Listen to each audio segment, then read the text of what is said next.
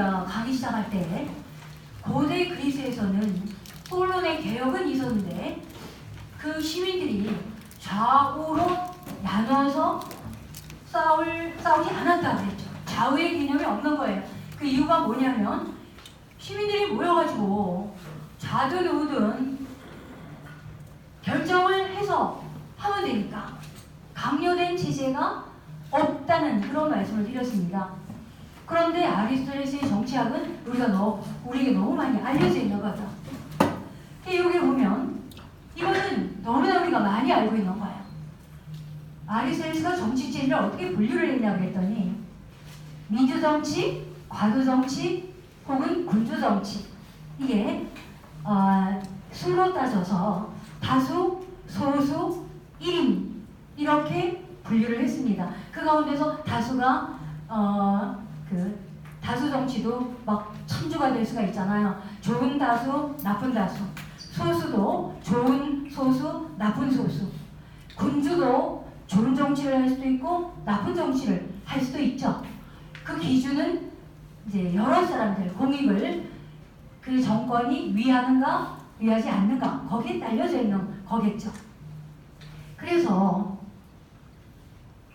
그 구분의 핵심이라는 것은 이렇게 분류를 하는데 이게 뭐냐면 좌우가 아니라는 거예요. 그럼 뭐냐? 누가 결정권을 갖고 있는가 하는 문제라는 거죠. 여기에는 솔론이 개혁했던 것처럼 그 토지 재분배를 하지 않는다라든가 부채를 말소한다라든가 아니면 우리 토지 공개념이라든가 기본소득이라든가 이런 내용이 들어가는 게 아니라는 거예요. 정치체제가 어떤 북한에서는 정치체제가 토지를 공유제로 하더라. 토지를 국가체제로 하더라. 국가소유로 하더라. 이거는 절차가 아니라는 거죠. 그거는 내용이라는 거예요. 내용. 그러면 이북에서 토지를 국유로 하는데 누가 결정을 하는가? 이런 문제를 딱 갖다 대면은 그게 북한의 인민들이 모여서 결정을 한 것인가? 이제 우리가 8.15 해방이 되고 막 여기는 미국 들어오고 저기는 소련 들어오고 있으니까 인민들이 모여서 하지는 않았던 거죠. 그게 우리의 역사죠. 힘 있는 사람들이 우리에게 강요한 거라는 말이에요. 그러면 이제 반세기도 넘었으니까 이제 정신을 차려서 우리가 반성을 해가지고 이게 얼마나 타당성이 있나. 토지 국유제라든가 아니면 우리 이 남쪽은 자본주의 체제다. 그러면 우리가 반성을 할 수가 있어야 되는데 거기에 대한 반성을 해야 되겠다는 사고방식 자체를 우리는 아직도 갖고 있지 않다는 거죠. 왜? 좌우를 가지고 막 싸우고 있으니까. 그 좌우라는 거는 금방 얘기했듯이 토지 국유제라든가 사유제라든가 이런 내용을 얘기하는 것이 아리스토텔레스가 정치학에서 처음부터 끝까지 관통하고 있는 그 중요한 소수와 다수와 1인 누가 결정권을 갖고 있는가는 문제가 아니라는 거예요.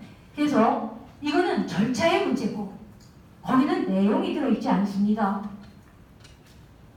토지 공유제를 주는 게 아니라니까요. 그건 내용이잖아요. 물고기란 말이에요. 그게. 근데 이거는 물고기를 잡는 사람 방법 이거죠. 그래서 오늘 강의의 초점은 언뜻 보면은 그게 그거 같은데요.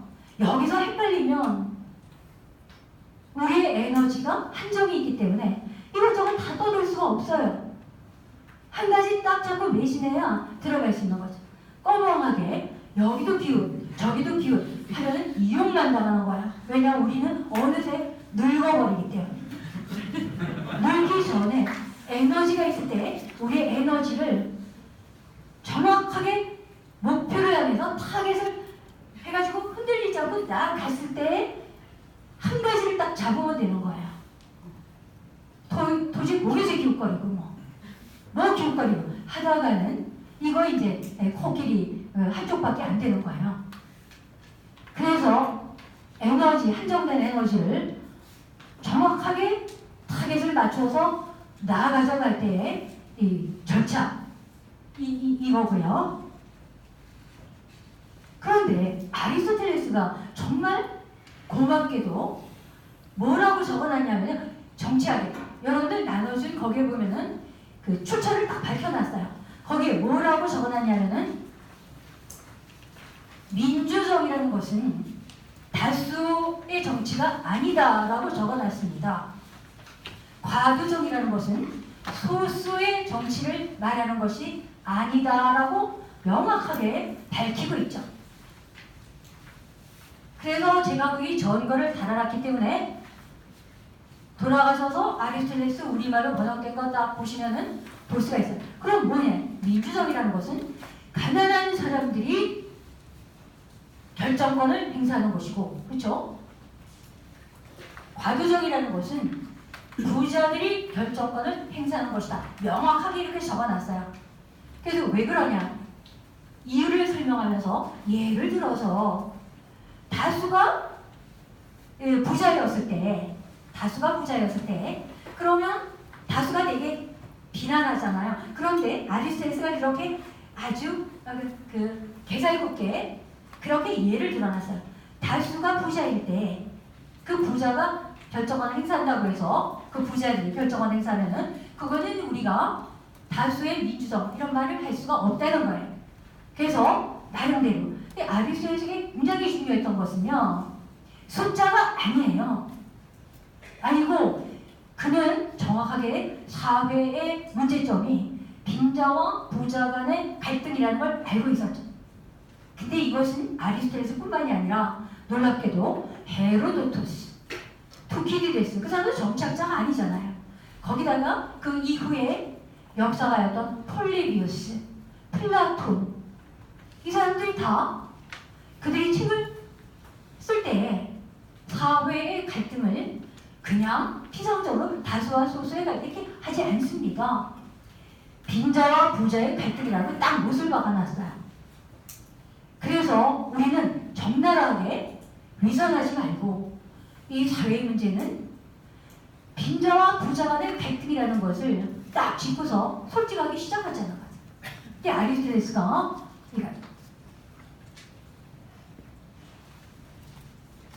빈자의 정치, 부자의 정치는 결정권의 주체가 가난한 사람들이 주도권을 갖고 있는가, 부자가 주도권을 갖고 있는가에 달려있다. 이렇게 얘기하는 거예요. 가난한 사람들이 주도권을 갖고 있을 때는 정치를 어떻게 하냐? 그거는 오늘 얘기할 주제가 아니지만 우리가 한 가지만 예를 들 수가 있어요. 그게 뭐냐면 솔론이 기원전 594년에 개혁을 했는데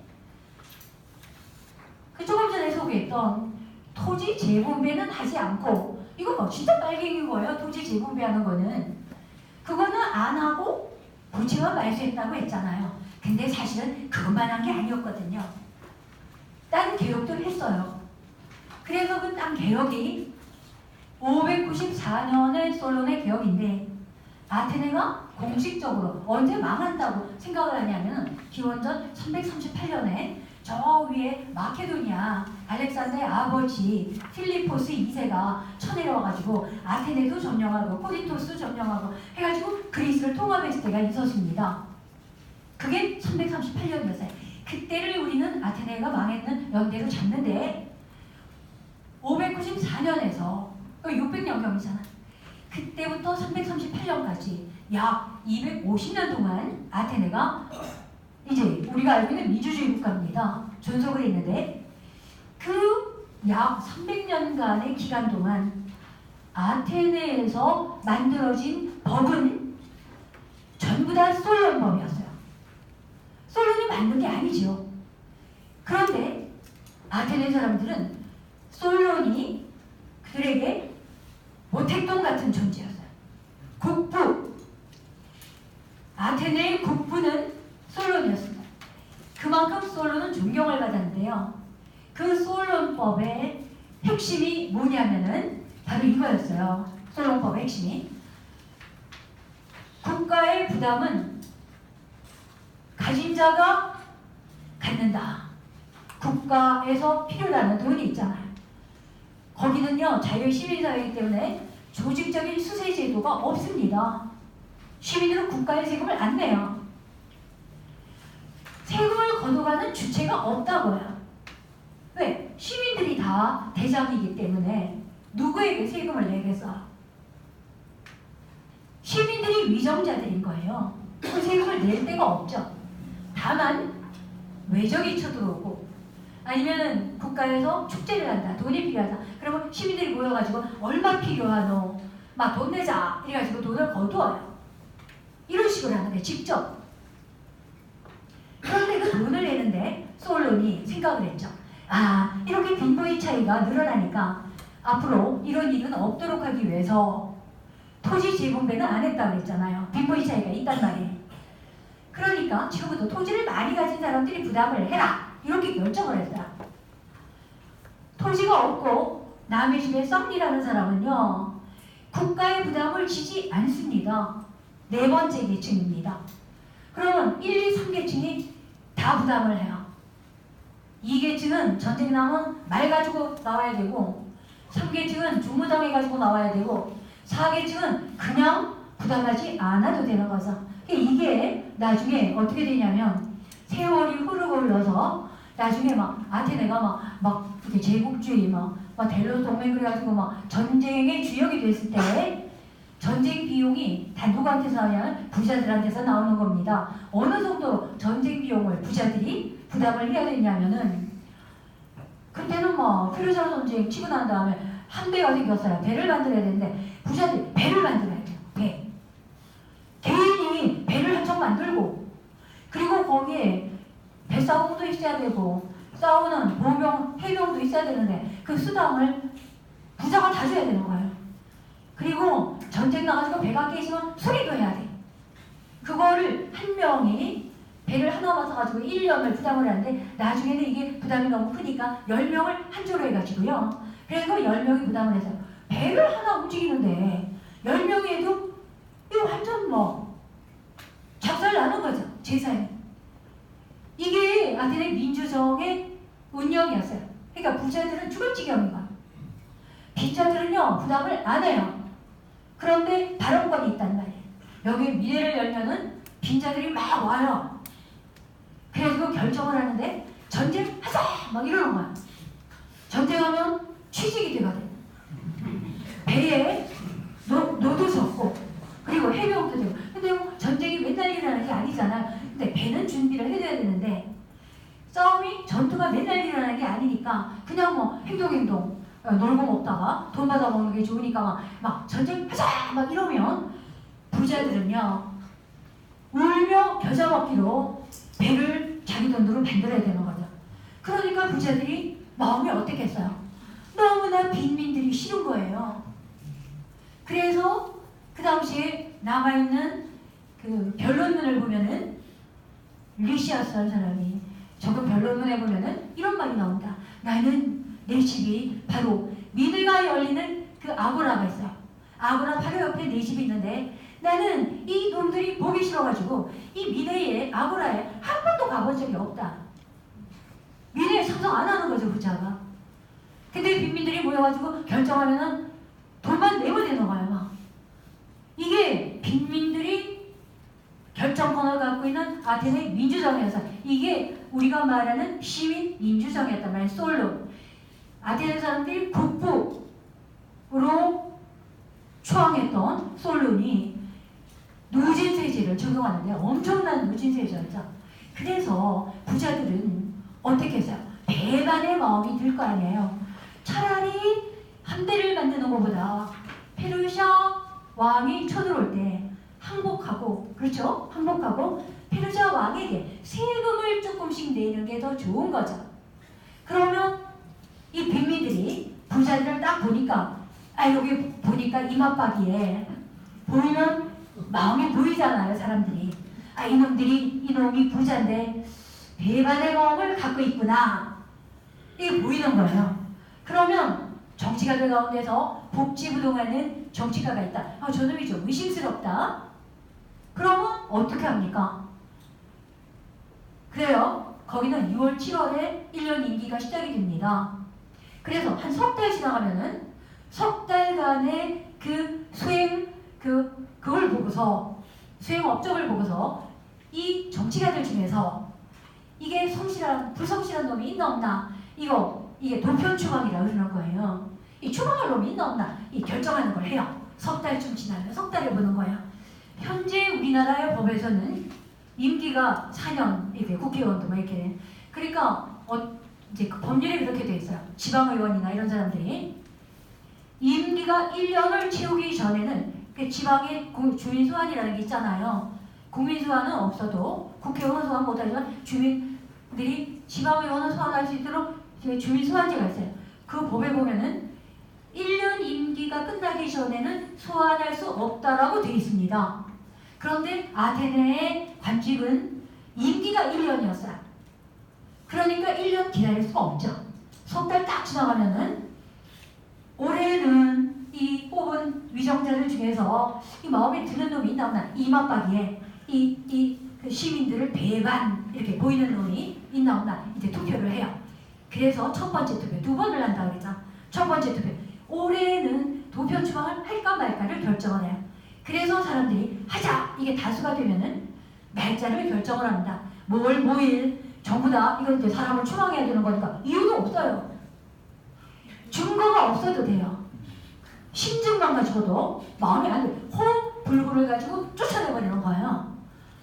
그래서 됐다 하자 이렇게 결정이 되면 야 예를 들어서 뭐 누구 쫓아내고 싶은 놈이 있다 그러면 하자 이렇게 첫 번째 결정을 두 번째 뭘 결정을 해서 거기는 뭘 하냐면 쫓아내면 증거가 있어야 되잖아요. 거스르면 나중에 증거가 없어지잖아요. 그러니 증거를 그때 종이가 없잖아요. 그러니까 가장 길바닥에 많이 떠돌아다니는 게 뭐냐면은 단지 깨진 조각이에요. 그래서 이 도자기 조각 거기다가 이제 거기는 그 기름칠하면은 잘 못 쓰는데 그냥 장독 같은 거 이렇게 써요. 그래가지고 이름을 딱 써가지고 막 와가지고 던져서 6,000표가 넘었다면요 이유가 없어요. 무조건 가야 돼. 그러니까 나는 잘못한 게 없는데 왜 너희들이 나를 도편 추방하냐 이유가 없어요. 억울하다고 생각이 되면은 그런 사람은 정치계에 안 들어와야 돼. 왜냐하면 이 권력이라는 거는 너무나 막중한 것이기 때문에 이거는 이 자유시민들이 주권을 갖고 있는 거야. 주권을 갖고 있는 민주주의 사회에서는 권력이 너무나 이게 막중하기 때문에 낌새만 보여도 이놈은 그 제거할 권리를 민중들이 갖고 있는 거예요. 그래서 정치가가 되려면은 적어도 억울하게 추방이 될 수도 있다는 각오가 없으면은 정치계에 입문하면 안 되는 거죠. 그런데 우리처럼 별의별 짓 다 해놓고 그걸 뭐라 하냐면은 증거 내놔봐라 막 이렇게 그 다음에 또 증거도 있는데 그것은 고도의 정치적인 결정이었다 막 이렇게 막 오리발 내밀고 이렇게 있을 수가 없죠. 그것은 권력을 갖고 있는 자가 주도권을 갖고 있을 때 그따위 소리를 하는 것이지 우리가 결정권을 갖고 있으면요 우리는 어떤 권리를 갖고 있냐면은 위험하다고 생각이 되는 순간에 제거할 권리를 갖고 있는 거죠. 그래서 이 정치의 작동, 이 운영 과정이 누가 주도권을 갖고 있는가에 따라서 이 위정자들이 권력을 갖고 있을 때와 시민들이 권력을 갖고 있을 때는요 이게 누구를 처벌하는가가 대상이 완전히 달라지는 거예요.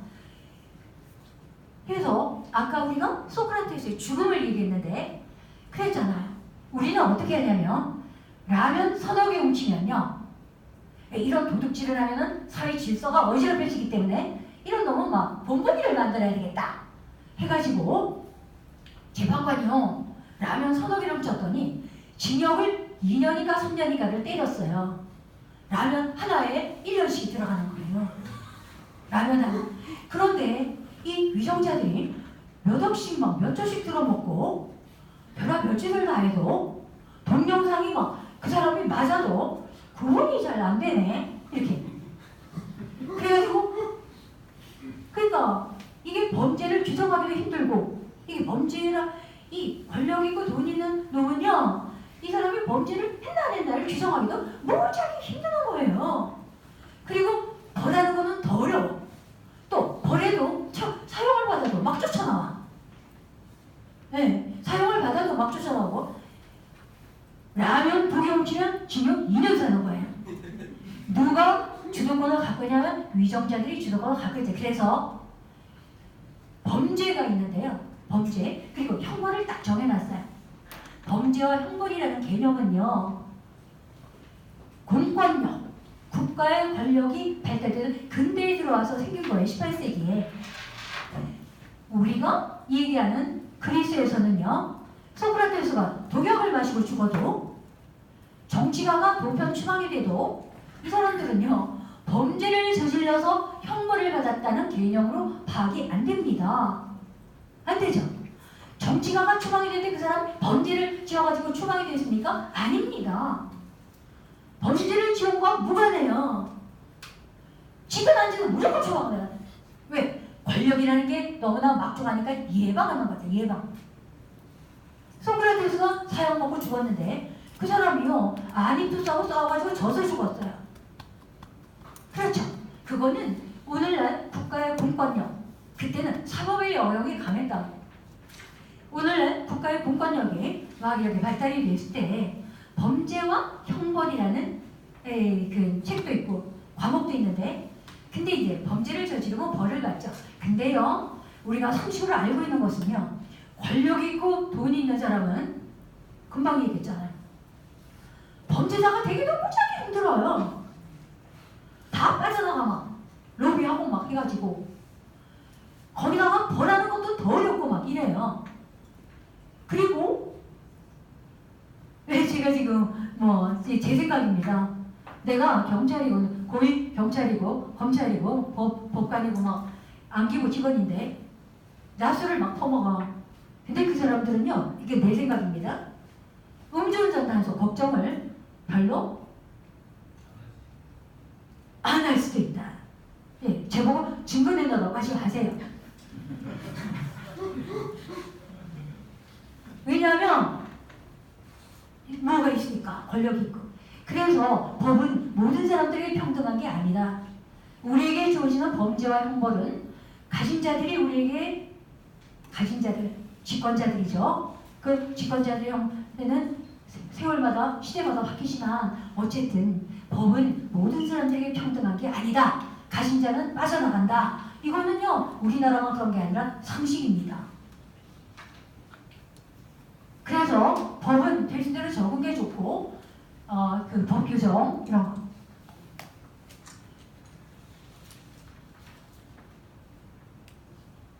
그래서 이게 좋게 이 각각은 뭐가 절대적으로 좋다라는 게 없고 그 각각이 다 좋은 정보가 될 수도 있고 나쁜 정보가 될 수도 있다 하는 겁니다.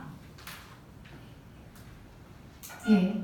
그래서 부자나 빈자 가운데 어느 한편의 이익만을 옹호하는 정보는 좋은 정보가 아니다. 정치체제의 분석에서 중요한 거는 다수와 소수가 아니라고 그랬어요. 부자와 빈자. 그래서 그 양쪽을 다 위해 주는 게 좋은 정보인데 가장 좋은 정보는 상식으로 알려져 있듯이 혼합 정부다 이렇게 얘기했죠. 군주정과 과두정과 민주정을 다 요소를 다 갖고 있는 거. 그래서 혼합 정부. 민주정이란 빈민이 결정권을 갖는 것이다. 그래서 아테네의 민주정은 빈민들이 민회에서 전쟁하자 결정하면 부자들이 막 돈 내는 거였어요. 부자들은 정말 민주정이 싫었어요. 이 어중이 떠중이들이 중앙에서 돈만 뺏어가는 거죠. 그래서 제가 학교에서 강의를 하면서 야 아테네 민주정이 고전적이고 막 가치 있는 것으로 다 알고 있는데 아테네 민주정은 이렇게 작동을 했다. 그리고 아테네 민주정 시민들이 전쟁이 나면 싸우러 가야 되기 때문에 여러분들 학생들 전쟁이 났다 하면 군인이 따로 없으니까 여러분들이 막 총 사가지고 들고 가는 총 사가지고 싸우러 나가야 되겠는데 여러분들은 어느 게 더 좋으세요? 아테네 민주정이 좋으세요? 안 그러면 지금처럼 우리 세금 내놨다가 군인들 만들어놨다가 전쟁이 나면 군인들 보고 싸우러 나가라고 하고 여러분들은 학교에 그냥 공부하고 있는 게 좋겠어요? 이렇게 물으면 학생들이 가만히 생각을 해보다가 아테네 민주정 안 하는 게 좋겠어요. 이렇게 얘기를 합니다. 우리 세금 내고요. 군대 만들어놨다가 전쟁 나면 군인들 싸우러 가라고 하는 게 더 좋아요. 우리는 그냥 학교 공부하고 있는 게 나아요. 이렇게 얘기를 해요. 그래서 그냥 피상적으로 야 아테네 고전적인 민주적 이렇게 좋고 막 하는 게 아니에요.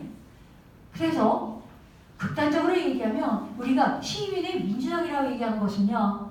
그거는 우리가 극도로 싫어하는 인민 민주적이라고 얘기할 수가 있다. 인민이란 말 딱 들어가면 벌써 경각심이 딱 일어나잖아요. 그게 아테네의 시민 민주정치였습니다.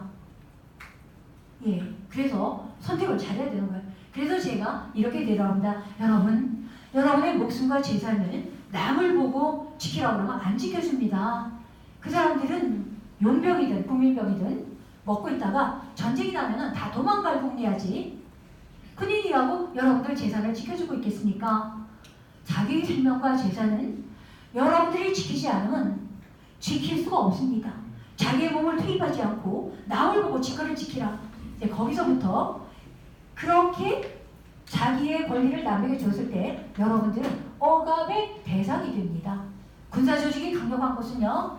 바깥으로 외세에 강해지는 게 아니라 반드시 필연적으로 사회 내에 그 불평등을 가중시키는 역할을 군사력과 경찰력이 해왔어요. 이게 국가폭력이거든요. 그래서 그 국가폭력은 가진 자들에게 이용이 되어 왔어요. 그래서 아리스토텔레스가 생각한 좋은 정부의 조건은 다수와 소수가 아니라고 했습니다. 부자와 빈자계층 간의 상반된 이해를 절충하는 그런 복합성을 가진 혼합점이다. 이렇게 얘기할 수가 있습니다. 아리스토텔레스는요. 사람은 다 똑같다 그랬죠. 그래서 돌아가면서 통치하고 지배받는 시민 민주정치. 여기는 주무정치란 개념이 없습니다. 그리고 우리가 주무정치라고 알고 있는 기원전 5세기 말 혹시 아시는 분은 아시겠지만 급진민주성 페리클레스가 죽고 난 다음에 이제 그 정치가들이 막 민족을 선동하고 이랬다고 잠깐 주무정치라는 개념이 적용되는 시대가 있었어요. 그런데 그 주무정치는 200~300년간의 아테네 민족을 통틀어 사는 얘기가 아니라 바로 펠로폰네소스 전쟁 끝나기 전, 그러니까 430년경에서 한 404년 정도까지 한 20년 동안의 기간을 얘기하는 건데요. 그때는 그냥 민주정치가 아니라 아테네가 제국주의 정책을 쓰고 침략주의 정책을 쓰고 하던 군국주의에 입각해서 정치를 하던 때였어요.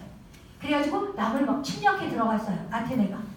그래서 그때 민주정은 그냥 민주정치가 아니라 아테네의 제국주의 정책과 결부된 것이었기 때문에 아테네 사람들이 그 시꺼먼 그 비양심, 막 욕심이 막 한껏 그래서 동맹국들 억압하고 막 그랬어요.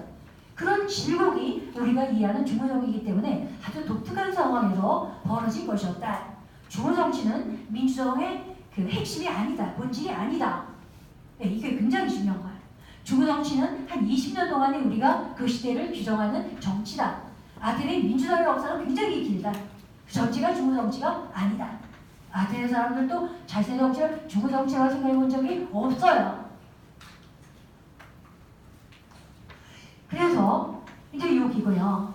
그 다음에 시민은 평등하며 교대를 지배한다. 이거고. 그 다음에 이제 아리스토텔레스가 뭐라 얘기했냐면 이게 이제 아리스토텔레스란 말을 직접 소개를 해놓은 겁니다. 그래 이 말은 거기다가 전거를 다 달아놨어요. 그래서 여러분들이 정치학에서 확인할 수가 있습니다. 여기 보면 정치적 지배에서는 통치자와 피치자가 교체된다. 똑같은 얘기죠. 이들은 자연성에서 아무런 차이가 없다. 복종할 줄 모르는 자는 좋은 지배자가 될 수 없다. 네. 이들은 동일하지는 않지만, 그러니까 통치자가 미정자가 된 자와 보통 사람은 동일하지는 않지만 선한 시민은 양편에 다 같이 잘해야 된다. 어떻게 자유로워서 통치하는가, 어떻게 자유로워서 복종하는가를 알아야 된다. 이것이 덕성이다. 지배자의 절제와 정의는 피체들과 다르지만 선량한 사람의 덕성은 양쪽을 다 같이 포함해야 된다. 자유인에서 피체자의 선량한 사람의 덕성은 한 가지만이 아니라 두 가지의 덕성을 가지고 있다.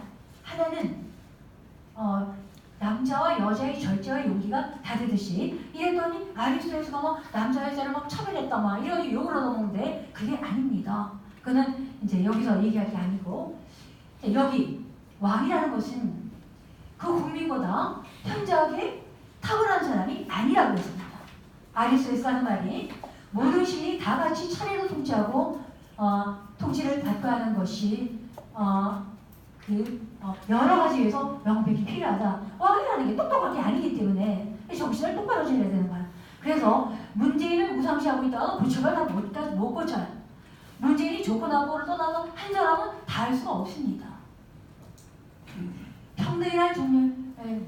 평등이란 이게 시간이 있는 것이다 하고 이게 다 똑같은 말 이렇게 지나가고요. 그 다음에 권력자의 감시. 그래서 이거는 말씀드린 건데요. 직접 민주정치의 비밀은 크게 두 가지가 있습니다. 하나는 특정인에 대한 권력의 집중을 막는 것이라고 했다. 아테네 사람들은요. 공권력에 대한 감시와 처벌, 조금 이따가 예를 보여드린대요. 특정인에 대한 권력의 집중을 막는다는 것은 어떤 뜻이냐면 국회의원 3선, 4선, 5선, 6선, 7선 하잖아요. 이게 제도적인 모순이라는 거야. 이게 제도적으로 잘못됐다는 거야. 왜냐하면 그 사람 없으면 안 된다고 생각하는 사고방식. 이게 민주정을 근본적으로 해치는 거죠. 그래서 제가 알기로 지방에서는 지방의원이 3번까지 나올 수 있다고 그랬는데요. 아테네, 그리스에서는 국가 권력의 영역이 굉장히 약합니다. 대개는 사법의 영역이 많아요. 근데 언제부터 중앙에 국가의 권력이 조금 생기기 시작을 했냐면은 군대가 만들어지면서인데 그 군대가요. 대개는 페르시아 전쟁이 막 쳐들어왔죠. 그리스를. 그리고 페르시아 전쟁이 크게 두 번이라는데 하나는 기원전 490년, 또 한 번은 기원전 480년이었습니다. 근데 이제 490년 때는 마라톤이라는 데서 막 아테네 사람들이 페르시아 사람을 싸워서 이겼어요. 그래가지고 막 마라톤에서 이겼다고 막 좋아가지고 막 달려가지고 2점인가 3점인가 막 그런 아테네 아크로폴리스까지 마라톤에서 막 달려와가지고 그걸 기념해서 지금도 마라톤 전투가 일어나고 있는 게 마라톤 달리기 경기가 있는 게 490년이었고요. 6점이었어요. 육군들이 싸웠던 거예요. 마라톤에서 아테네에서 조금 떨어져. 근데 그로부터 10년 뒤에 480년에 해전이 벌어졌어요. 우리 같은 막 이순신 같은 사람이 거기에 있었던 거예요. 그래서 테미스토클레스라는 사람이 있었는데 이 사람이 480년에 아테네 바로 밑에 바다가 있잖아요. 해협이 있는데 거기서 페르시아의 해군을 그 해협으로 유인을 해서 넣어가지고 거기서 이제 박살을 내는 거예요.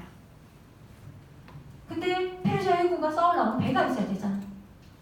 근데 그 배를 테미스토클레스라는 사람이 그로부터 5년 전에, 그러니까 490년에 마라톤 전투가 있고 480년에 페르시아 왕이 다시 쳐들어왔는데 그 사이에 기원전 485년에 테미스토클레스가 처음으로 아테네 폴리스죠. 거기에 백척을 만들었어요. 만들게 했죠. 테미스토클레스 시민인데 지가 무슨 돈으로 배를 만들겠어요. 요즘같이 뭐 국가 예산이 있는 것도 아닌데 485년에 테미스토클레스가 배를 100척을 만들어가지고 그걸 가지고서 480년에 페르시아 왕이 직접 쳐들어왔어요. 그때 크세스가. 그래가지고 막 쳐들어왔는데 엄청났죠. 막 군사력이. 너는 나라 나왔다면 주는 거예요. 막 세력이 게임이 안 되니까. 그래가지고 테미스토클레스가 머리를 써가지고 이 거대한 페르시아의 함대를 사람의 세력으로 유인을 해서 들여가지고 거기서 이제 막 양쪽에서 협공을 해서 박살을 냈는데 그랬는데요. 그 해군이 이제 군사력이 이게 조직적인 상비군이 만들어지는 때가 바로 그때란 말이에요. 그전에는 조직적인 군대가 없는 거야. 농사를 짓고 있다가 시민병 농사를 짓고 있다가 페르시아 사람들이 쳐들어오니까 와 모여라 막 이래가지고 나라에 돈이 없잖아요. 그러면 자기가 직접 톡을 쓰고 지금 나라에 돈이 없잖아요. 걷어놓지를 않으니까 톡을 쓰고 갑옷 입고 돈에 따라가지고 경무장도 하고 중무장도 해요. 창도 들고 방패 들고 지도는 다 하고 가면은 로버트가 아니니까 또 뭐가 해야 되잖아. 식량까지 지가 들고 나오는데 갑옷만 입어도 무겁단 말이에요. 지가 식량을 들고 나올 수가 없죠. 그래서 한 명의 전사가 집안에서 나올 때는 그 전사에 비무장대원이 두세 명 따라옵니다. 이게 돼야 시민권을 갖는 거예요. 의무를 할 수 있어요. 비무장대원이 머슴도 좋고 아들 좋고 막 따라 나오는데 이 사람들이 뭘 갖고 나오냐? 자기네들도 먹어야 되니까 식량을 들고 나오는 거예요. 전사가 먹을 식량을. 그래서 모든 것을 재채구비해서 나와가지고 마라톤에서 싸웠던 거죠. 이 사람들은요 조직적인 군대가 아니에요. 국가가 소유하는 군사력이 아니라는 거예요. 시민들이 군인인 거지. 시민들이 지가 먹을 거 다 들고 먹을 것까지. 그러면 이제 비무장대원은 저 뒤에서 밥 짓고 있고 지는 나가지고 막 싸우는 거예요. 이동을 할 때는 비무장대원을 안에다 놓고 무장대원이 사각을 만들어서 호위를 하면서 이동을 하게 돼 있어요. 왜? 밥이 없으면 안 되니까 식량을 안에다 놓고. 이게 그리스의 군사 제도였어요. 그런데 테미스토클레스가 485년에 배를 만들었는데 배를 어떻게 만들냐면 이렇게 만들었어요. 이 폴리스는 국가 당국이라는 게 없단 말이에요. 시민들이 모여가지고 결정을 하죠. 그래서 국가에서 뭐 행사를 할 때는 직접 주머니에서 돈을 각출을 하는데 반대로 이집트 왕이 한 번은 식량을 아테네에 선물을 했어요. 그럼 국가에 식량이 생긴 거죠. 그리고 이걸 어떻게 하겠어요? 와, 우리 모두를 위해서 줬으니까 우리가 이거를 아크로폴리스에가 비축을 하자. 이게 아니에요. 국가에 뭐가 생기면 이거는 철저하게 시민들에게 분배를 해야 되는 거죠. 즉각. 그래서 이집트 왕이 아테네에 공물을 선사했을 때 분배를 해요. 근데 그때 테미스토클레스가 배를 미처 만들었을 때 어떤 일이 생겼냐면 아테네가 이렇게 되고 반도가 있어요. 그 반도 끝에 거기에 라우레이온이라는 은광이 만들어진 거예요. 이제 이게 발견이 된 거야. 그랬더니 은이 막 나왔어요. 돈이 막 나온 거예요. 그래서 아테네에서 부자가 됐어요. 그러면 그거를 시민들에게 각각에게 뭐 50만 원을 주든 10만 원을 주든 시민들이 그 씀씀이를 결정한단 말이에요. 야, 나눠라! 하면 전부 다 각각이 50만 원씩 받아가는 거예요. 왜? 국가의 주체가 시민이니까. 그런데 그때 테미스토클레스가 나왔어요. 그래서 시민들에게 이렇게 얘기를 했어요. 시민 여러분, 이거 뭐 한 사람 앞에 50만 원씩 받아가봐야 쓸 것도 없고 이거를 여러분들이 이걸 받아가지 말고 100명의 시민들을 정해가지고 그들에게 이 씀씀이를 맡깁시다. 그래서 만일에 그 100명이 이 돈을 헛군데다가 쓰면은 나중에 이거를 우리가 돌려받고 만일에 그들이 정말로 필요한 국가를 위해서 쓰면은 우리가 그거를 받지 말도록 하는 게 어떻겠습니까? 라고 테미스토클레스가 설득을 했어요. 그랬더니 시민들이 가만히 들어보니까 손해볼 게 없잖아요. 알았다마 100명에게 줘라 이렇게 된 거야. 그 다음에 테미스토클레스가 이순신 같은 사람이에요. 그러니까 서양의 역사에 서양에서 예전에 테미스토클레스는 서양 사람 가운데 모르는 사람이 없어요. 그 다음에 테미스토클레스가 100명을 모았어요. 그래서 이렇게 설득을 했죠. 당신네들이 위임을 받았는데 이거를 가지고 마음대로 쓰면은 다 물어내야 되잖아. 그러니까 그러지 말고 어디다가 이거를 쓰냐면 지금 페르시아가 쳐들어왔는데 다음에 또 쳐들어올 거다. 480년에 쳐들어왔을 때 마라톤에서 6전을 벌였지만 그때 배도 왔거든요. 이놈들이 배를 가지고 또 쳐들어올 거니까 야 우리가 배를 만들자 100척. 그랬더니 100명의 사람들이 100명의 사람들이 진짜라마 우리 가져갔으면 물어내야 될 거니까 그래라마 이렇게 됐어요. 그래서 100명의 배를 만들어 100척의 배를 만들었죠. 그런데 배만 만들면 됩니까? 거기에 뭐가 들어가야 되냐면 노를 젓는 사람이 있어야죠. 그 다음에 해병이 있어야 된다는 말이에요. 이 사람들은 농사를 짓다가 올 수가 없어요. 직업군인이 돼야 되는 거예요. 거기에서 아테네에서 처음으로 그리스에서 처음으로 상비군이 생기는 거예요. 그러니 아테네의 상비군의 역사는 이렇게 시작이 됐고 살라미세전이 있고 난 다음에 480년에 있었는데 그로부터 2, 3년이 지나고 난 다음 478년에 아테네가 맹주가 돼서 야 아테네 진짜 너 잘했다. 살라미세전에서 막 너희들이 영웅이다 막 구국의 영웅. 그러니까 우리가 너희들을 믿을 테니까 야 우리 회비 낼게. 그러니까 아테네 앞바다에 델로스 섬이 있어요. 거기다가 우리 모여가지고 회비 내서 해군을 창설하자. 이렇게 만든 것이 델로스 해상동맹이었어요. 그래가지고 우리는 영원히 평등할 것이다 막 이래가지고 평등의 선서를 했죠. 그 평등의 선서는 아테네가 아니라 델로스 섬에서 쇳덩어리를 바다에 빠뜨리면서 우리 동맹국은 이 쇳덩어리가 바다에 떠오를 때까지 영원히 평등할 것이다. 이렇게 평등의 선서를 했어요. 근데 그 선서가 우리가 잉크도 마르기 전에 30년도 안 돼서 아테네가 이거를 점유하기 시작했어요. 그래서 델로섬에 있던 동맹의 근거를 아테네에 옮기고 지모테로 쓰는 거예요. 그리고 그 전에 동맹국들이 돈을 내고 싶으면 돈, 군대를 갖고 있으면 군대 했는데 야 너희들 군대가 없애 돈만 내 이래가지고 군대를 점유하기 시작했던 거예요. 그래서 이 억압의 공권력은요 필히 군사력을 배경으로 한다.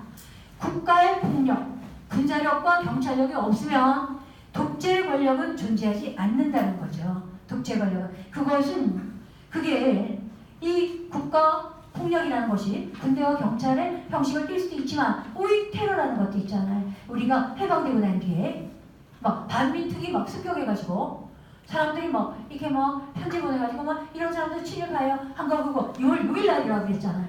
다 불태우고 없애고 이게 이제 오익 테러인 거예요. 테러, 온라인 테러로 있고 오프라인 테러도 있습니다. 그래서 여기에 뭐냐면 이 두 가지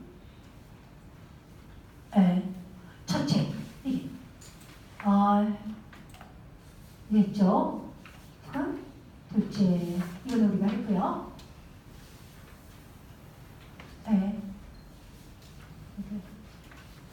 네, 이것도 우리가 설명했던 것이고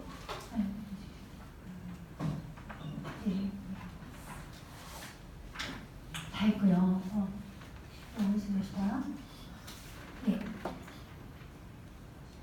이것도 있고 요거 특정인에 대한 권력의 집중을 막는 것이라는데요. 페르시아 전쟁이 끝나고 난 뒤에 군사력이 강해지니까 중앙에 권력이 생기는 거예요. 그럴 때 이 현명한 아테네 사람들이 권력이 딱 중앙에 강해지는 걸 보면서 어떤 제도를 만들었냐면 야 아르콘이라는 게 우리 장관들인데 그 사람들이 가장 권력이 강했죠. 10명 추첨제 딱 도입했어. 임기는 1년. 절대로 재임할 수가 없도록 했어. 연임도 불가능. 연임이 불가능하고 재임은 어떨 때 재임이 가능하냐면 하고 싶은 사람들 다 돌아갔을 때 그럴 때 이제 자기가 이름 넣어가지고 추첨되면은 재임이 되죠. 중앙의 권력이 조금만 강화되었다 싶을 때 아테네 사람들은 권력을 특정인에게 집중시키지 않는다. 사람은 다 똑같다. 문제는 뭐냐? 권력으로 인한 부패.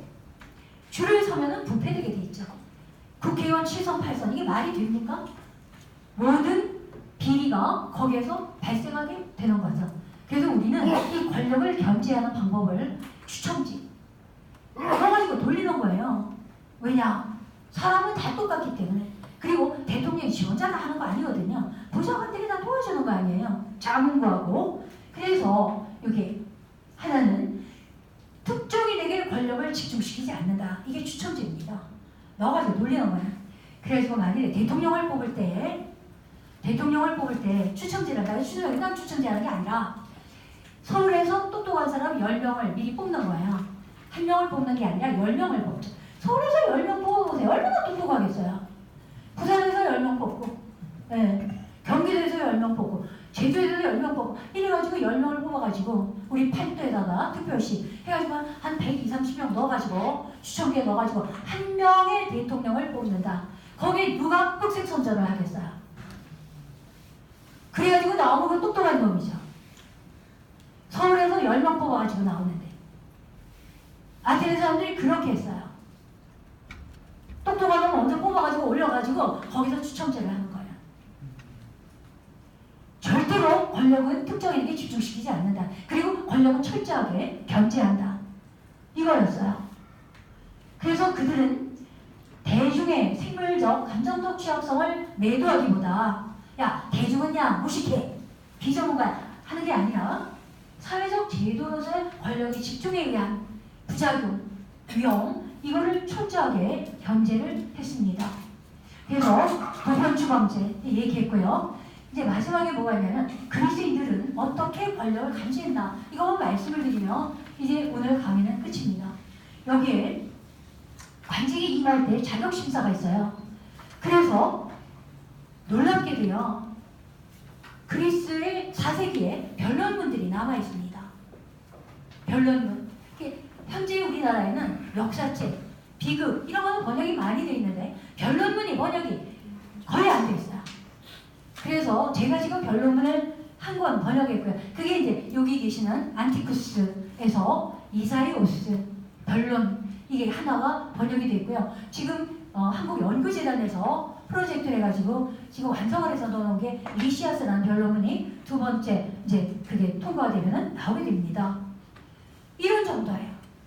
그러니까 투키디스, 헤로도토스, 아리스토텔레스 이런 건 많은데 정말로 중요한 이 변론문이 번역이 안 돼 있기 때문에 그리스 사회가 얼마나 이해, 오해가 생기는지 몰라요. 변론문은 역사책하고 다르거든요.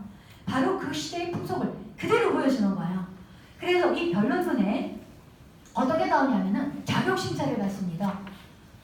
내가 추첨을 해서 당선이 됐는데 걸고 넘어지는 거예요. 그러면 나는 나쁘지 않았다고 처절하게 내가 저 국회의원 이제 500인 의회에 추첨을 해 당선이 됐는데 자격심사에 누가 제시를 한 거예요. 문제를 제기한 거예요. 그래가지고 막 하는 그 변론문이 지금 그 리시아스에 있고요. 그래서 자격심사 기가 막혔죠. 그리고 1년 딱 임기를 마치고 나면은 재임도 불가능해요. 딱 임기 마치고 나올 때는 자격 수행심사를 하는데요. 자, 이명박이 5년 마치고 나올 때 딱 수행심사를 해요. 그래가지고 이제 4대강에 뭐가 이 국고에 이렇게 손해가 있어요. 그럼 재산에서 다 물어내야 되는 거예요. 재산을 다 물어내야 돼. 절대로 누구라도 국고의 손해를 보이면 안 된다는 거죠. 그래서 임기를 딱 마칠 때 조사를 딱 해요. 이게 수행검사입니다. 뿐이 아니라요. 네. 자, 이 아테네 국가시에도 이것도 번역본이 조그만치게 나왔어요. 그때 파피루스에 적었겠죠. 아테네 고대 그리스 정치 제도사라는 이름으로 조그만 책자가 번역이 되어 있는데요. 여기 보면은 의원들은 내가 국회의원이었어요. 그때 500명이었습니다. 우린 300명이잖아요.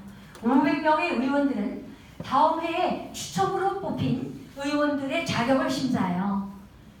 그래서 의원들과 9명의 아르콘, 10명이 아르콘인데 1명은 서기거든요. 서기 빼고 10개의 부족이 있는데 한 부족마다 1명의 장관을 냈어요. 아르콘이 장관인데 이 사람들이 모여가지고 추첨으로 당선된 후보에 대한 자격심사를 해요.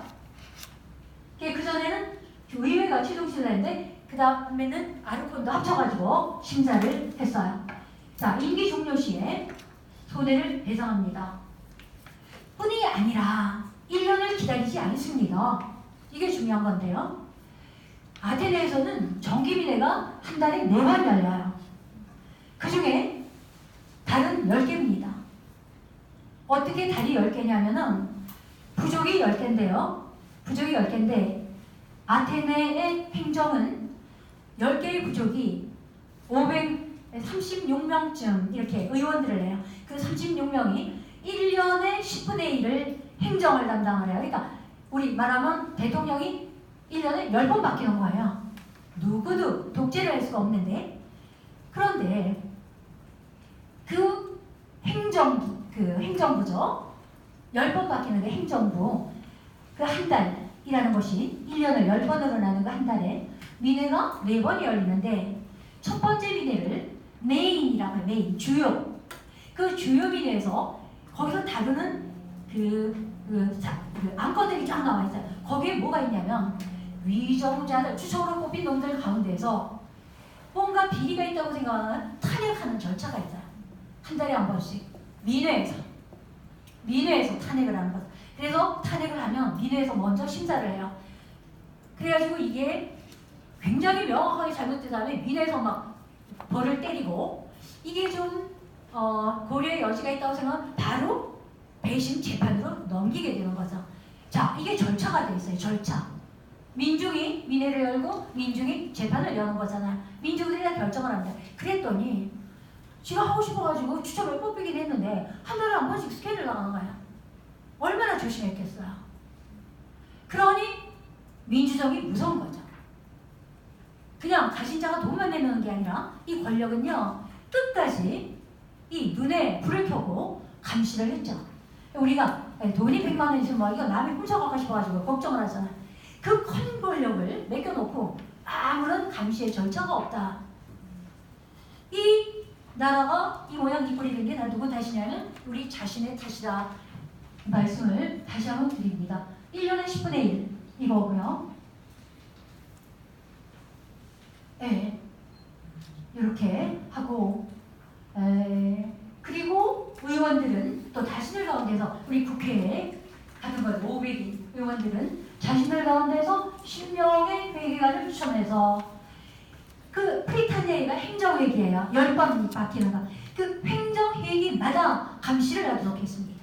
민회에서, 주요 민회에서 감시를 할 뿐만 아니라 우리 국회죠. 300명인데 이때 500명이라고 했어요. 500명에서 10명이 딱 뽑혀가지고 각 부족이 10분의 1씩 맡아가지고 행정회기를 바꾸는데, 행정회기 딱 끝나면 바로 감시 들어가는 거예요. 그러니까 이 감시의 절차가 2중, 3중, 4중으로 엮여져 있었던 것이 바로 아테네 민주정의 작동 과정이었습니다. 공권력에 대한 철저한 감시. 그래서 우리가 민주정을, 아테네 민주정을 이렇게 얘기하면 시민이 투표권이 있다 이렇게 비우는 거예요.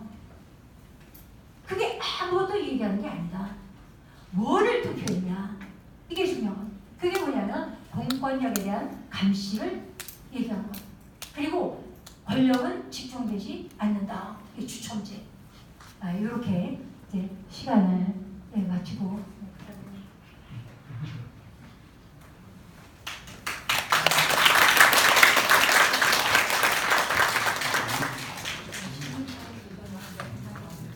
그리고 시간은 다 됐습니다만 선생님이 굉장히 모범적으로 강의를 해주셔서 저에 이어서 두 번째로 시간 지키십니다.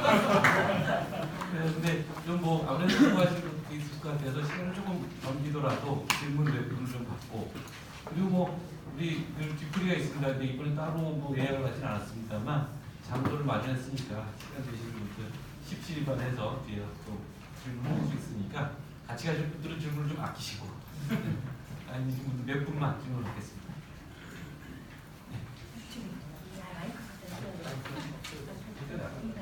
없어도 될 것 같은데, 네. 선생님 강의 너무 잘 들었고요. 저도 이제 거기 공감을 제가 생각하는 거하고 비슷해가지고 너무 동의를 하고요. 그러니까 선생님께서 말씀하셨듯이, 그러니까 주무정치라는 자체, 말 자체가 아주 말이 안 되는 거잖아요. 그러니까. 그런데 이제 현대와 맞서는 현대 정치에서는 이 그리스 직접 민주정 자체를 카오스라고 표현하잖아요. 이런 식으로 직접 민주주의가 되면 이거는 굉장히 혼란 상태가 된다. 그런 식으로 많이 얘기하고, 혼란. 네, 그렇죠. 중정치고 뭐 대마국에 대한 그 뭐라 그러나 그런 식의 이제 인기에 의한 정치, 이런 식으로 이제 진화를 하면서 인기 영화. 인기 영합주의라고 이제 진화를 하는데, 제가 생각하기엔 그런 식으로 이제 근대 이후에 그런 식으로 이제 직접 민주정에 대해 그리스 민주정에 대해서 굉장히 안 좋게 안 좋게. 평가를 했잖아요. 네. 저는 그 이유가 소크라테스가 이제 중정치라고 이제 비난을 했고 네. 자기 이제 정치를 그리고 소크라테스가 주장하는 건 이제 민중에 의한 정치는 안 되는 거고 어리석은 민중에 의한 정치는 안 되고 엘리트들이 해야 된다는 것이 이제 소크라테스나 플라톤